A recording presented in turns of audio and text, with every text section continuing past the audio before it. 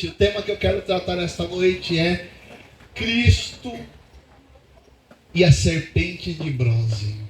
Glória a Deus.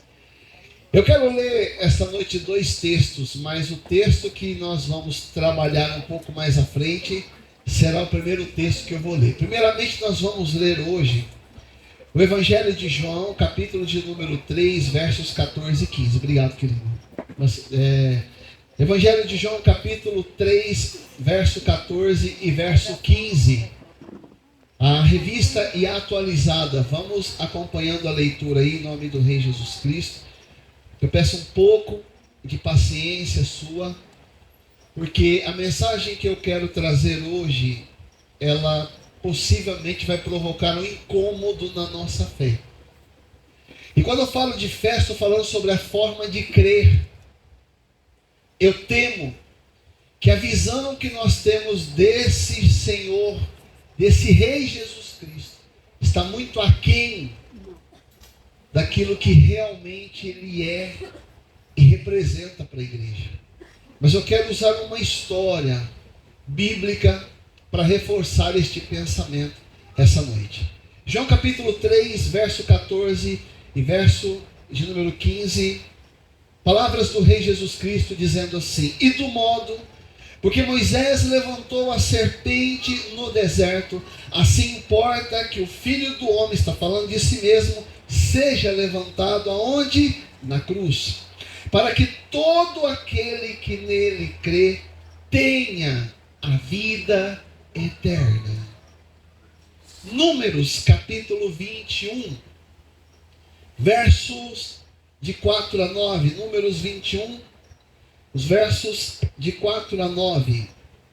Vejamos o que diz aí, Números 21, os versos de 4 a 9. Verso 4 diz: então partiram do monte Or pelo caminho do Mar Vermelho, a rodear a terra de Edom. Porém o povo se tornou impaciente no caminho.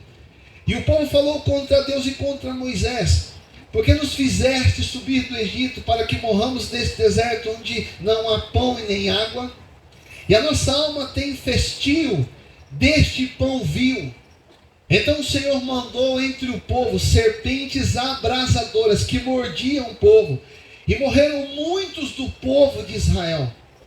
Veio o povo a Moisés e disse: havemos pecado. Eles se arrependeram, porque temos falado contra o Senhor e contra ti. Ora, o Senhor que tire de nós as serpentes. Então Moisés orou pelo povo. Disse o Senhor a Moisés: faze uma serpente abrasadora, põe-na sobre uma haste, e será que todo mordido que mirar viverá. Verso 9: fez Moisés uma serpente de bronze e a pôs sobre uma haste. Sendo alguém mordido por alguma serpente, olhava para a serpente de bronze e sarava. Amém? E sarava. O capítulo 21 do livro de Números está falando sobre o final da jornada no deserto, 40 anos depois que eles saíram do Egito. Durante todo esse tempo, Deus estava sustentando esse povo. Tirava uma hora a água da rocha, derramava todos os dias, a menos no sábado, o maná, que era uma espécie de pão, vamos dizer assim, que eles colhiam pela manhã e utilizavam para fazer várias outras coisas. É como se, deixa eu usar um exemplo mais próximo de nós. É como se você pegasse um ovo e falasse assim: essa semana só tem ovo para comer. Aí um dia você faz um omelete, põe salsicha, no outro dia você faz um omelete, você põe presunto, mussarela, no outro dia você cozinha, no outro dia você fazia. Ou seja, o maná era o centro de toda a refeição daquele povo durante 40 anos. E todos os dias ele era colhido pela manhã, a menos nos sábados. E Deus está trazendo esse povo em direção das suas próprias conquistas. A promessa que Deus havia feito estava começando a se cumprir 40 anos depois. E nesse texto especificamente, eles haviam acabado de vencer a sua primeira batalha, dentre as 30 e poucas batalhas que eles teriam que travar ao longo de toda a conquista da terra prometida. Só que logo depois deles vencerem a primeira batalha, O texto disse para nós que eles se tornaram rebeldes. E no verso 5 do capítulo 21 de Números que nós lemos aí, eles começaram a fazer o quê? O texto diz que começaram a falar contra Deus e falar contra Moisés. O texto diz que eles reclamaram da ausência de água, porque não tinha água na hora que eles queriam. Eles começaram a reclamar desse maná que sustentou eles durante 40 anos. Eles começaram a questionar o fato de que o que eles estavam vivendo naquele momento era um momento difícil, que eles preferiam estar vivendo lá onde Deus havia tirado eles. E quantas vezes essas expressões de ingratidão podem ser enxergadas na nossa vida? Quantas pessoas gostam da expressão "eu era feliz e não sabia"? A pergunta é: será? Depois que Deus te deu uma família, depois que Deus te deu filhos, aí você pensa: eu acho que quando eu era solteira, minha vida era melhor. É possível que a sua vida lá atrás fosse melhor, mas ela não era tão rica quanto a vida que você tem agora. Quantas pessoas, depois de orar e pedir a Deus para que Deus possa dar algo para elas, às vezes um carro, às vezes uma casa, às vezes Deus transformar um filho, transformar uma filha, e depois de um determinado tempo você começa a reclamar daquilo que Deus deu. Quantas pessoas eu já reclamei, eu já encontrei reclamando para mim: pastor, eu não gosto do mês de janeiro. Falei: por quê? Porque em janeiro eu tenho que pagar o IPVA do carro, aí eu não aguento, chega na hora, vai na hora. Irmão, faz o seguinte: vende o carro e compra bicicleta, que bicicleta não paga o IPVA.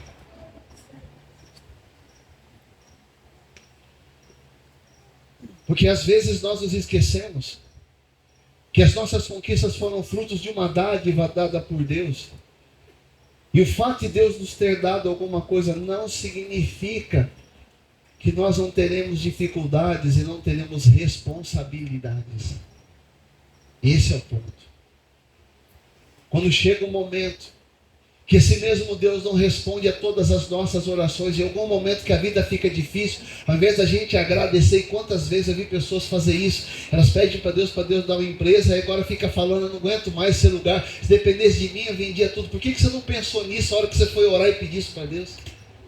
Deus, eu queria tanto que o Senhor colocasse naquele trabalho, agora esse trabalho não serve para você, não serve para nada. Então por que você não falou para Deus que você não queria trabalhar nesse lugar? Então a ingratidão é parte da nossa relação com Deus, e Deus sabe disso. O grande problema disso é que cada vez que nós nos tornamos ingratos, podemos sentir, como aquelas pessoas, a ira de Deus sobre a nossa vida. Deus ouviu a reclamação do povo. Eles reclamaram de Deus, reclamaram da liderança que eles tinham, reclamaram da ausência de água, reclamaram do maná. E Deus falou assim: tá bom, eu estou cansado de vocês. Eu vou punir vocês para mostrar para vocês que da mesma maneira como vocês são ingratos, eu estou insatisfeito. E o que foi que Deus fez? Lemos no texto. Deus enviou para o meio deles serpentes abrasadoras. E essa expressão abrasadora tem muito a ver com a ideia de Deus na punição. Porque, segundo alguns estudiosos, essas serpentes, quando elas mordiam as pessoas, a peçonha da serpente gerava nessas pessoas um estado de calor, um estado febril. Gerava nas pessoas um aumento de temperatura, como se elas literalmente estivessem pegando fogo dentro de si. Por isso a expressão abrasadora. E fogo na Bíblia, em algumas circunstâncias, representa a manifestação do juízo de Deus. Por isso, quando a gente lê Apocalipse capítulo 16, o verso 8, quando a Bíblia está falando sobre o quarto flagelo, a Bíblia vai nos dizer que o anjo que estava exercendo o juízo, diz a Bíblia, derramou a sua taça sobre o sol e foi-lhe dado queimar os homens com fogo. Em algumas partes da Bíblia, fogo representa o juízo de Deus. E nesse caso, o juízo se manifestou por causa da ingratidão do povo. Pergunta para o teu irmão: você está sendo ingrato? Deus disse para Moisés, o povo começou a sentir o calor da peçonha. Começaram, diz o texto, muitas pessoas morreram no arraial. E o que eles fizeram? Nós estamos errados e Deus está certo. Foram em Moisés e disseram: nós estamos arrependidos de ter falado de você e de Deus. Clama a Deus por nós para que Ele retire as serpentes de nós. Moisés vai diante de Deus e ora. E aqui existe um princípio importante sobre a intercessão. A função de um intercessor não é analisar, é interceder. Porque se Moisés fosse fazer uma análise, possivelmente Moisés teria dito o seguinte: bem feito, agora vão deixar a serpente matar mais um bom tanto, vocês vão tomar vergonha na cara e não vão ser ingratos com esse Deus que tirou vocês do Egito. Mas Moisés era um intercessor, ele não era um analista de circunstâncias, ele foi falar com Deus. E Moisés conversa com Deus, e Deus responde a oração de Moisés por causa do arrependimento do povo. E veja o que Deus disse para Moisés aí, nos versos 8 e 9 do capítulo 21 do livro de Números. O texto diz assim: disse o Senhor a Moisés: faz uma serpente abrasadora, põe-na sobre a haste, e será que todo mordido que mirar viverá. Verso 9 diz: fez Moisés uma serpente de bronze, e a pôs sobre uma haste. Sendo alguém mordido por alguma serpente, se olhava para a serpente de bronze, sarava. Aleluia. Então a serpente de bronze foi a resposta de Deus para a calamidade daquelas pessoas. Mas se você me permitir, eu quero analisar esta serpente de bronze. Na Bíblia, quando nós lemos o começo da história, a Bíblia vai nos dizer que a serpente representava maldição. Como assim, pastor? Gênesis capítulo 3, verso de número 4, a Bíblia diz assim, ó: então disse Deus à serpente: visto que fizeste isso, Gênesis 3,14, maldita és entre todos os animais domésticos, e o és entre todos os animais selváticos. Rastejarás sobre o teu ventre, e comerás o pó todos os dias da sua vida. Lá atrás, antes do sacrifício de Jesus, a serpente representava maldição. Mas o texto não diz apenas que Deus mandou Moisés fazer uma serpente. Ele fez uma serpente de bronze. E o que o bronze representava? Se você estudar as Escrituras, você vai perceber que no livro de Êxodo, no capítulo 27, o verso 1 e o verso 2, o bronze foi utilizado para cobrir o altar do sacrifício, também chamado de altar do holocausto e também chamado de altar de bronze. E o que era este altar? O lugar onde os animais eram sacrificados para o perdão do ser humano. A pessoa pecava contra Deus antigamente. Pegava uma ovelha, um cordeiro, um boi, uma vaca, levava o animal até a porta da tenda da congregação. Logo a seguir estava o altar de bronze. E o que ele fazia? Colocava a mão na cabeça do animal, transferia para o animal os seus pecados, para que ele não morresse. Ele confessava a Deus os seus pecados. Era como se ele transferisse o pecado dele para o animal. O animal vai para esse altar de bronze, o seu pescoço é cortado, sangue era derramado, o animal era queimado totalmente, e esse sangue era levado e aspergido no Santo do Santo, onde haveria a purificação dos pecados. E o que isso apontava? Para Jesus Cristo, que quando veio a este mundo, recebeu como Cordeiro de Deus os pecados do mundo, entregou a sua vida morrendo por nós, e entra no Santo do Santo para poder santificar um povo para si mesmo. Mas esse não é o assunto dessa mensagem. Analise comigo. Deus mandou Moisés fazer uma serpente. Moisés fez uma serpente de bronze. Quando as pessoas olhavam para a serpente, duas imagens eram claras na mente deles. A serpente era o lugar da maldição, mas o bronze representava a redenção. No lugar onde estava a maldição, também estava o perdão de Deus. No lugar onde estava a manifestação do juízo, também estava a manifestação da misericórdia. E o que Deus fez? Falou para Moisés: coloca isso sobre uma haste para ficar mais alto. E o texto diz que quando as pessoas que eram mordidas da serpente, que sentiam o efeito da peçonha, iam rapidamente para aquele lugar, eles olhavam para a serpente que estava sobre uma haste no alto. E quando eles contemplavam a serpente, eles eram curados do veneno da serpente.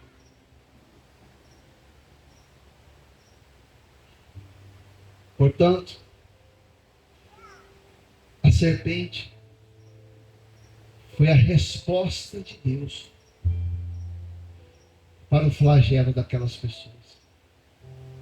Foi a resposta de Deus do juízo do próprio Deus sobre aquelas pessoas por causa da ingratidão e da desobediência. Então, quando nós olhamos para isso, o texto diz que as pessoas olhavam para a serpente, eles eram curados do flagelo. Era como se, chegando lá, a maldição do juízo fosse levado diante daquilo e o perdão de Deus era liberado sobre a vida deles. Agora escute o que Jesus disse.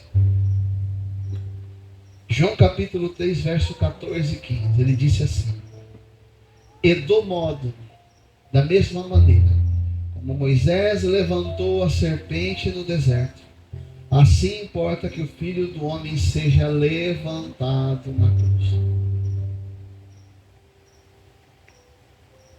E do modo, porque Moisés levantou a serpente no deserto, assim importa que o Filho do Homem seja levantado. Agora o que ele diz? Para que todo que nele crê tenha a vida eterna. Se a serpente de bronze do passado curava as doenças, o Cristo da cruz promove vida eterna. O que Jesus está falando para Nicodemos é o seguinte: da mesma maneira como aquelas pessoas olhavam para aquela serpente, e elas eram curadas, olhavam para aquela serpente de bronze, e elas eram perdoadas e curadas dos flagelos da desobediência e da ingratidão, assim também, quando as pessoas olharem para mim, quando eu for levantado na cruz, todo aquele que olhar para mim, ele também receberá não apenas cura, não apenas libertação, mas vida eterna. Vida eterna. Isso nos faz pensar. Algumas questões precisam ser abordadas aqui. Eu gostaria de trazer algumas delas. E a primeira dela é uma pergunta. As pessoas, quando olhavam para a serpente com fé, elas eram curadas do seu flagelo.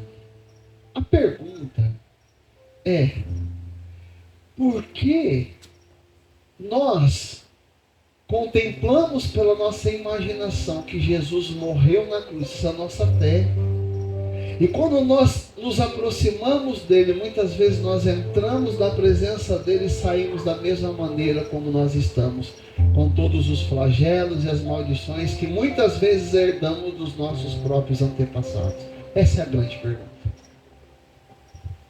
E a resposta para essa pergunta é simples. As pessoas do passado tinham mais fé numa serpente do que as do presente têm em Jesus. As pessoas do passado acreditavam muito mais numa serpente de bronze do que as pessoas hoje acreditam no poder de Jesus.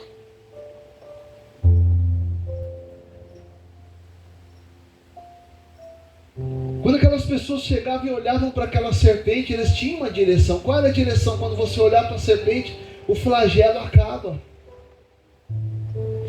Mas Jesus, diz a Bíblia, quando veio a este mundo e morreu na cruz, levou sobre si as nossas dores e as nossas enfermidades. O castigo que estava sobre ele nos trouxe paz. Pelas suas pisaduras nós fomos sarados.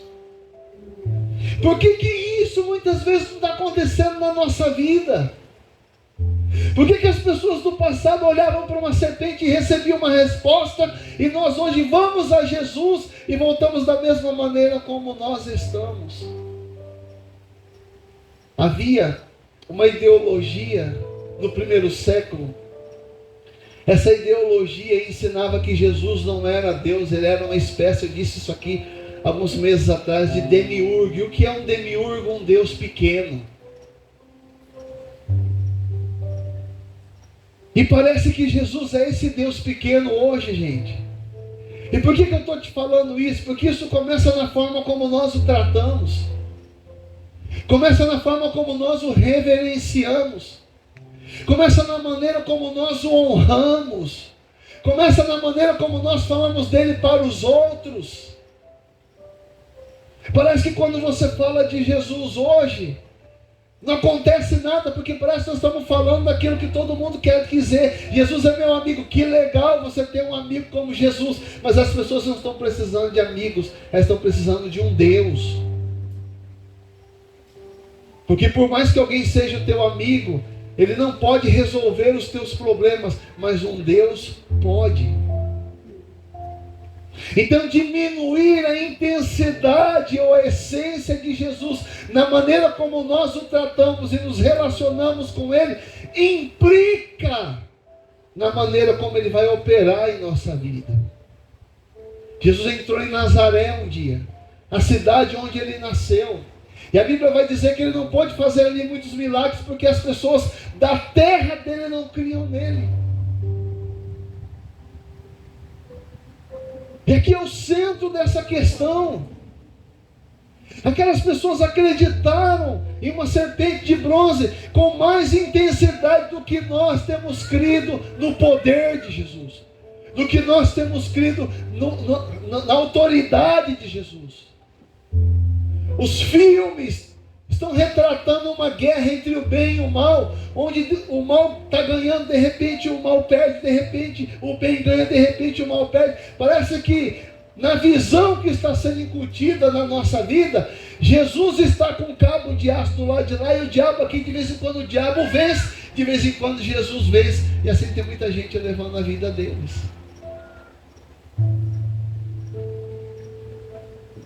O que está se incutindo na nossa mente é que esse Jesus, ele não é mais o Jesus que está sentado no alto e sublime trono. Ele é apenas um homem histórico que passou por esse mundo, e tem muita gente tratando ele dessa maneira.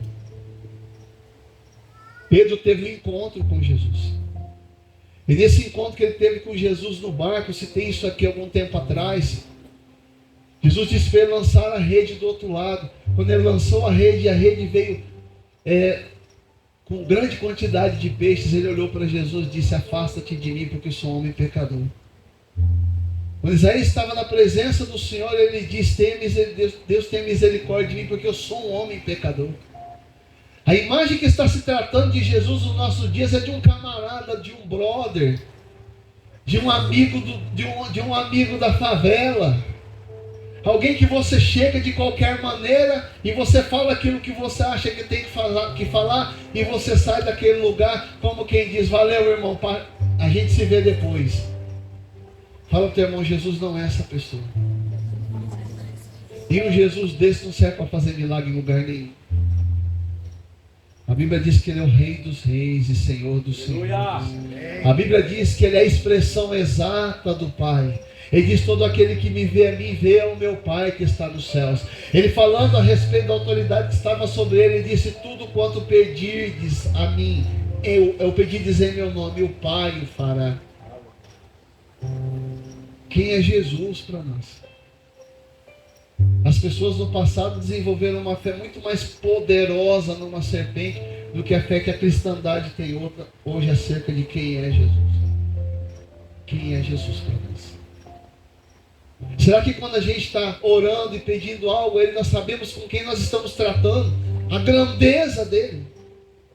Isaías disse que todos os rios, os oceanos da terra cabem na concha da sua mão. A Bíblia diz que ele colocou o nome em cada uma das estrelas em toda a galáxia. Na nossa galáxia, aproximadamente 250 bilhões ou milhões de estrelas, eu não sei ao certo agora. Cada estrela tem um nome. Aí você vai dizer para mim: ah, pastor, isso é fácil. Pega um saco de feijão, tira para fora e começa a nomear cada grão. Zezinho, Maria, João, Anderson, fulano, Beltrano. Depois você volta e pergunta para você mesmo qual que é o nome deles.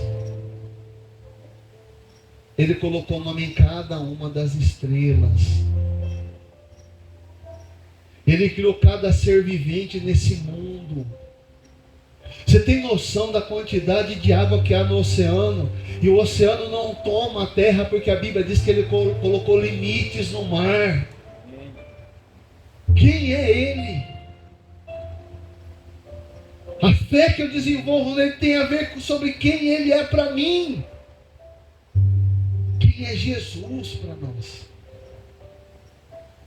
Eu temo, porque essa é uma grande questão, que as pessoas do passado criam mais numa serpente de bronze do que os cristãos desse dia creem na essência de Jesus. Pergunta para o teu irmão: quem é Jesus para você?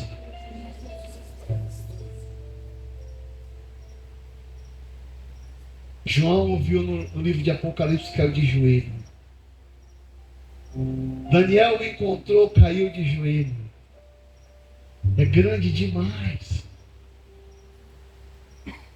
Um homem chamado João um dia pensou consigo: eu estou passando por uma série de injustiças. Só que se eu soubesse onde era o tribunal dele, eu iria diante dele, apresentaria diante dele as minhas queixas e sairia de lá justificado. Olha a ousadia do Jó. E teve gente que teve dó dele ainda.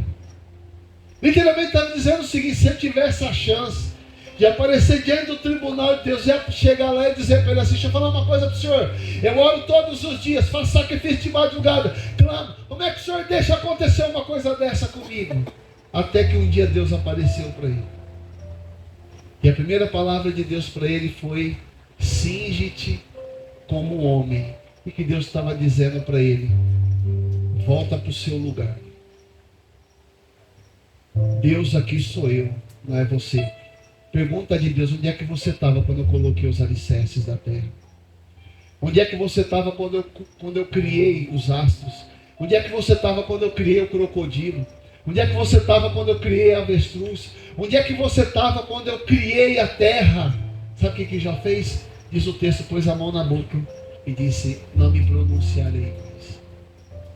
Ele reconheceu que Deus é grande e ele era pequeno. Quem é Deus para nós? Quem é Deus para nós? Será que nós estamos levando a nossa causa diante de um Deus ou apenas diante de um amigo? Será que nós temos apresentado os problemas da nossa vida crendo que nós estamos falando com Deus do impossível, ou estamos apenas trocando a ideia com um amigo de onde nós esperamos encontrar compreensão? Quem é Deus para você?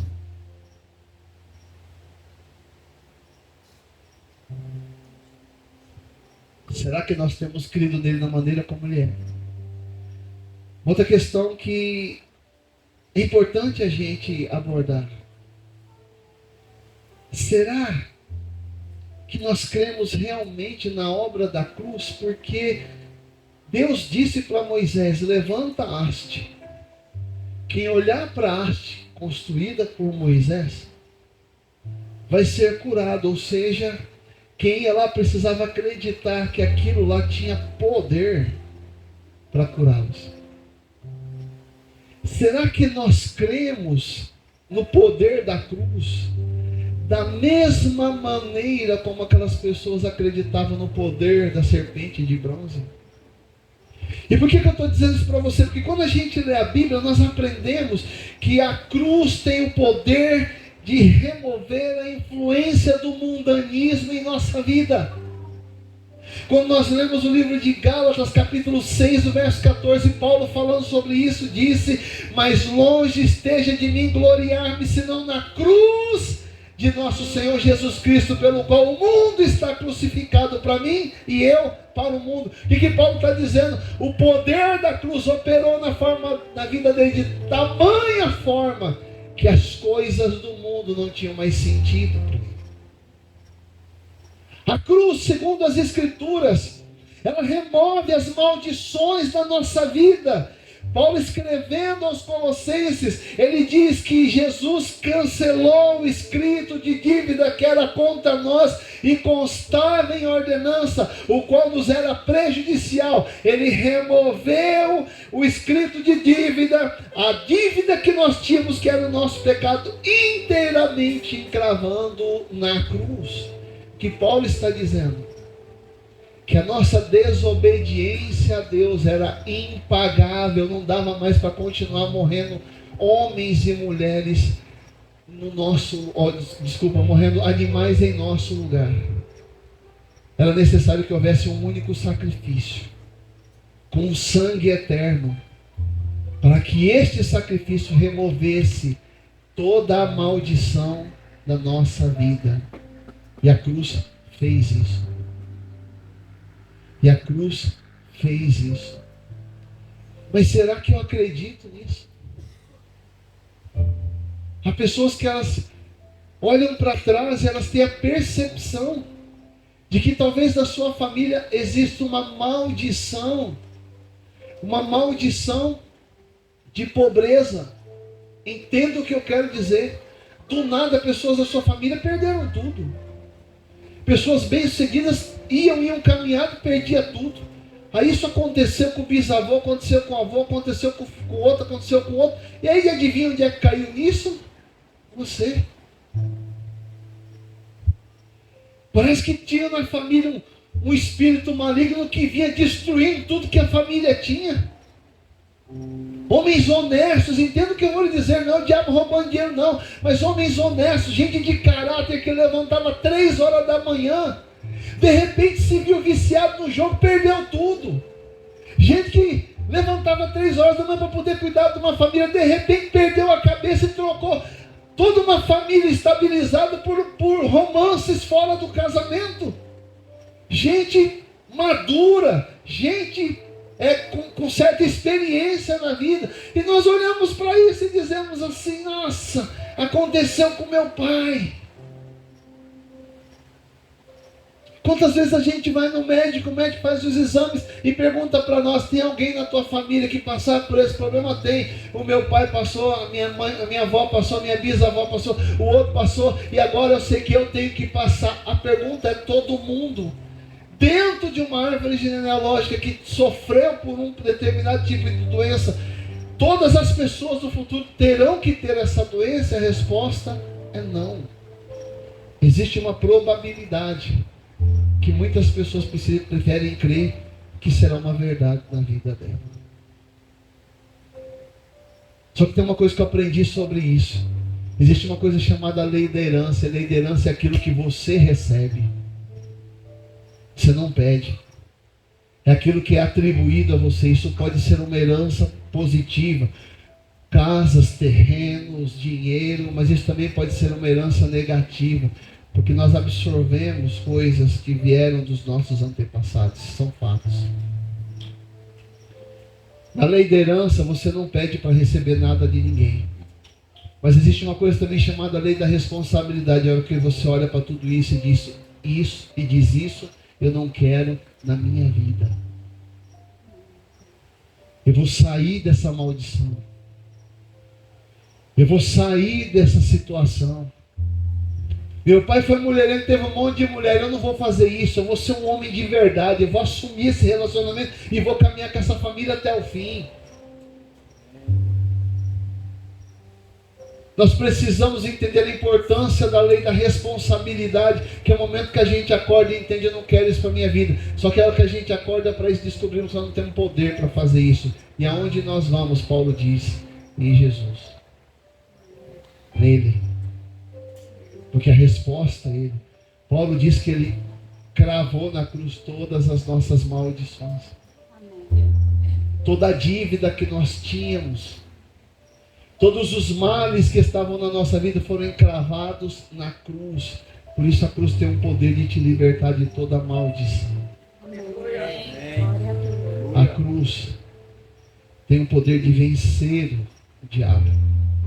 Paulo também falando aos Colossenses no capítulo 2, verso 15, ele diz que Jesus despojou os principados e potestades publicamente, os expôs ao desprezo, triunfando neles na cruz. O que Paulo está dizendo? Que quando Jesus operou a obra da cruz, ele foi até Satanás e arrancou de Satanás tudo aquilo que ele acreditava que ele tinha, que era autoridade sobre os governos da terra. A palavra despojar significa despir, era usada para explicar o que acontecia com um soldado quando ele era deposto do cargo. Eles iam lá e arrancavam toda a armadura dele, deixavam ele totalmente sem roupa para dizer para ele: agora você não é mais um soldado, você é um civil, uma pessoa comum. Foi isso que Deus fez com o diabo. Agora aqui para mim, a cruz nos deu autoridade sobre os demônios. E tem gente que tem medo de macumba.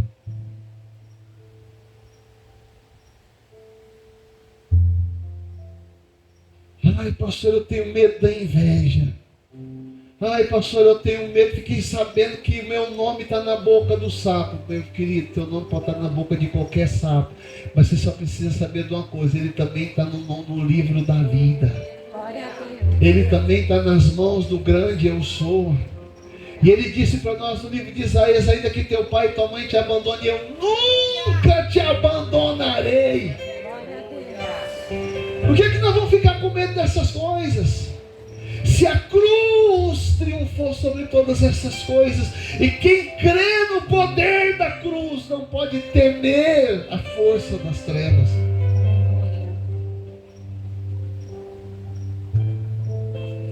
Será que nós cremos no poder da cruz da mesma maneira como aquelas pessoas criam no poder da serpente de bronze? É uma questão. E para a gente encerrar, será que não está na hora de nós repensarmos sobre quem realmente é Jesus e começarmos a nos apropriar daquilo que a cruz conquistou para nós? O desenvolvimento de uma crença real sobre quem é Jesus traz benefícios inigualáveis à nossa vida. Deixa eu terminar com esse texto. Marcos capítulo 16, verso 17 e 18. O texto diz assim, Marcos 16, 17 e 18. Palavras do Senhor Jesus. Estes sinais hão de acompanhar aqueles que escute o que ele vai dizer: em meu nome expelirão, em meu nome expelirão demônios. É aquele mesmo que vai lá na tua casa, parece que está querendo te sufocar de noite, está querendo te pegar pelo pescoço, aí você fica apavorado. É isso que ele faz. Ele vai num dia, coloca medo em você, porque a hora que a pessoa com medo não tem reação, a única coisa que ela sabe fazer é pedir misericórdia. Jesus disse: em meu nome expelirão demônios. Quem crê nele não precisa viver sendo enforcado pelo diabo. Tem autoridade para mandar o diabo embora. A hora que você perceber quem está querendo dizer: oh! Em nome de Jesus, sai da minha casa. Porque está escrito: aqueles que creem nele expelirão demônios. Pode sair daqui e leva tudo com você agora. Ele disse: falarão novas línguas. Isso tem a ver com você estar em outro lugar, estar em uma outra nação, e o Senhor poder trazer para você uma expressão, um idioma, sem que você tenha aprendido em qualquer lugar. Pode acontecer, e ao mesmo tempo Ele pode dar a você o batismo com as línguas estranhas, que são a língua como um dom do Espírito Santo. Mas Jesus segue dizendo: pegarão em serpentes, se alguma coisa mortífera beberem, nada lhes fará mal. Se impuserem as mãos sobre os enfermos, eles ficarão curados. Essa autoridade não foi dada para pastor apenas, foi dada para você. É lá na sua casa, quando as pessoas da sua casa estão se sentindo enfermas, e você crê em Jesus, você diz: vem aqui, eu vou orar por você. Pastor, mas se eu orar não acontecer nada, não tem problema nenhum. Eu só preciso que você entenda uma coisa: nós não mandamos nele, mas obedecemos a ele. Nem todas as pessoas que eu oro são curadas, como nem Jesus curou todas as pessoas. Mas eu me lembro do que ele disse. Ele disse o seguinte: eu não vim fazer a minha vontade, mas a vontade daquele que me enviou. Aliás, se a gente soubesse quem que a gente ia curar, a gente só orar porque ia ser curado. Mas já que a gente não sabe, Deus mandou a gente orar por todo mundo. E quem sabe, no meio de um monte de gente, a gente encontre alguém que crê como eu creio. Ele receba o poder da cruz. Aleluia. Mas esses sinais acompanhariam os que creem. As pessoas olhavam para a serpente de bronze e um sinal acontecia na vida delas. Que sinal? Elas eram curadas. Jesus disse que quem crê nele, os sinais o acompanharão. Fique de pé em nome de Jesus.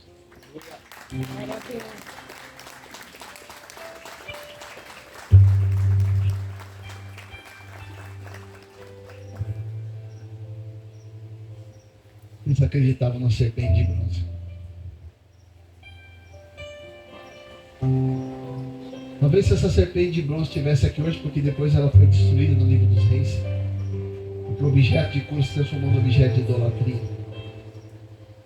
Se ela estivesse aqui hoje e a gente lesse isso, talvez a gente até acreditar, como tem muita gente, escuta o que eu vou dizer, tem muita gente acreditando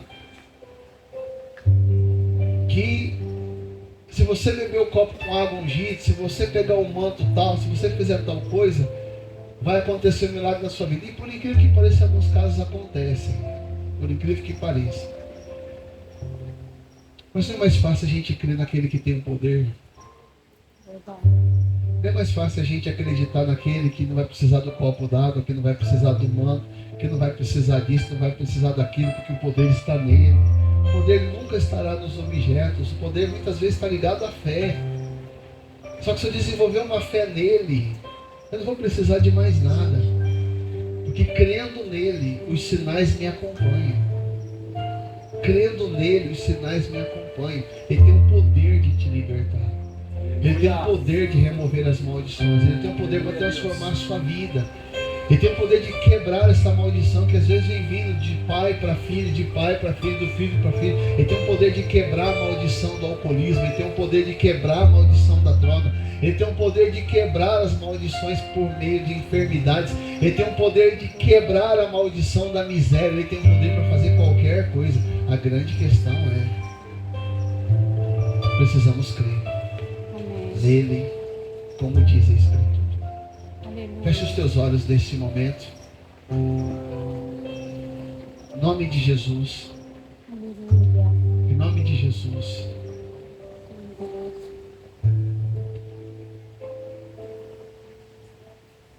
Pela fé. Essa noite. Pela fé. Pela fé. Você precisa crer. Aleluia. A diferença entre tudo que está acontecendo na nossa vida, que poderá acontecer daqui para frente, tem a ver na fé em Jesus.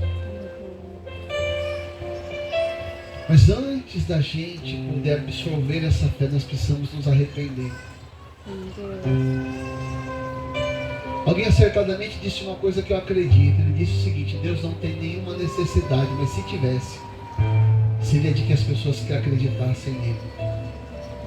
Ele não tem nenhuma necessidade, Deus. E não tem mesmo.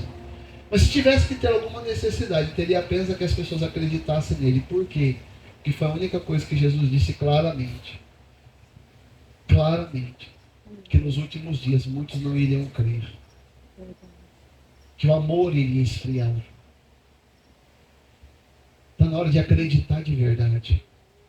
Mas está na hora de se arrepender de verdade. Como você tem tratado Jesus? Qual é a maneira como você tem se relacionado com ele? Ele é um Deus? É um homem? Talvez seja um demiurgo. Um deusinho menor. A maneira como você o vê tem a ver com a forma como ele opera. Ele pode fazer um milagre extraordinário. Pedro entendeu isso. Jesus estava andando sobre as águas. Pedro disse: se tu me deixa ir contigo. Ele disse: tu crê, vem. Ele creu e foi. A Bíblia diz que ele foi o mesmo ontem, é hoje e será eternamente. Ele ainda faz milagres. Amém. Mas os sinais acompanham os que creem. Aleluia. Comece a orar no lugar onde você está aí. Aleluia. Peça perdão aí. Porque o erro não está nele. Nós precisamos crer como ele é. Desenvolver uma relação com ele como ele é. Porque apenas um Deus poderoso pode fazer coisas extraordinárias. Aleluia.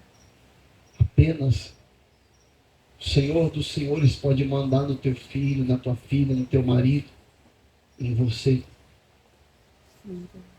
Mas se ele for apenas um camarada, ele vai ser o cara que vai te compreender. Não vai ser o Deus que vai te transformar. Quem é Jesus? Quem é Jesus? Comece a falar com ele neste momento. Comece a falar com ele neste momento. Diga para ele: Jesus, me perdoa. Tem misericórdia da minha vida. Eu preciso te reconhecer como Senhor. Jesus, uma das melhores formas de nós entendermos quem tu és é através do desespero que bate no nosso coração quando as coisas não estão da nossa maneira. Eu vejo pessoas desesperadas o tempo todo. A vida delas, Deus, está marcadas, encharcadas de manifestações de poder em momentos importantes da vida. Eles não conseguem acreditar pelo que já aconteceu e por isso não podem acreditar pelo que vai acontecer. E eu venho aqui, Senhor, junto com os meus irmãos, te pedir perdão. Porque quando o desespero chega, muitas vezes a fé vai embora. E quantas pessoas que estão aqui hoje estão desesperadas, porque elas ainda não entenderam quem é Jesus. Um dia, você entregou tua vida nas mãos dele. E a Bíblia diz: entrega o teu caminho ao Senhor. Mas também diz: descansa nele. A tua agitação, teu excesso de preocupação só diz uma coisa: ou você não entregou de verdade ou você não acredita nele. É preciso acreditar. É preciso acreditar. Comece a orar neste momento de: Jesus, muda a minha forma de crer em ti. Muda a minha maneira de olhar para ti, Jesus. Me faz compreender tua grandeza. Multiplica a minha fé em ti. Comece a falar com ele neste momento em nome do Rei Jesus Cristo. Enquanto nós vamos adorando aqui, você vai falando com ele. Vai orando, vai orando. Vai orando, vai orando. Aleluia. Chance igual a essa, talvez eu não tenha mais. Aleluia. Quem sabe tua presença, Aleluia. que seja a última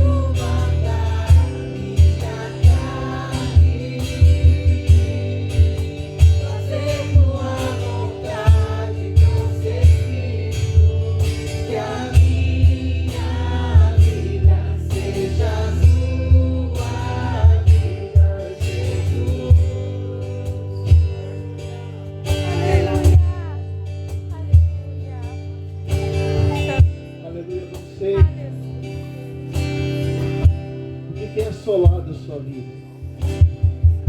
Mas enquanto eu estava aqui adorando, Aleluia. o Senhor me inquietou no meu coração, no meu espírito. Tem um monte de coisa acontecendo na tua vida, não tem explicação um negócio disso, você sabe disso. Parece que quando tudo está bem, fica ruim.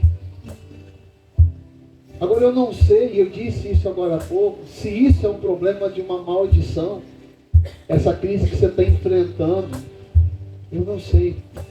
O que eu sei é que quem crê nele, os sinais acompanham.